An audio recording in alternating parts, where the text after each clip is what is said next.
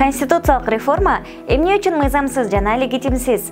Кыргызстандын юристтер жамааты 17 ноябрда Жогорку Кеңештин 80 депутаты тарабынан демилгеленип, коомдук талкууга коюлган Конституциянын жаңы долбоорун мыйзамсыз жана легитимсиз деп эсептейт. Конституциянын 104-беренесине ылайык премьер-министр да президент дагы Конституцияга өзгөртүү киргизүүнү демилгелей алышпайт.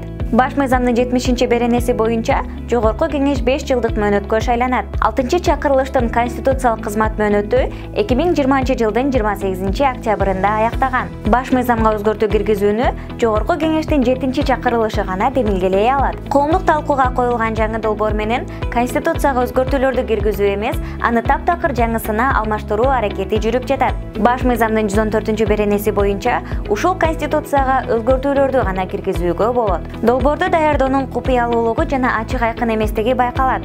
Долбоорго кайсы юристтер, эксперттер катышкандыгы белгисиз.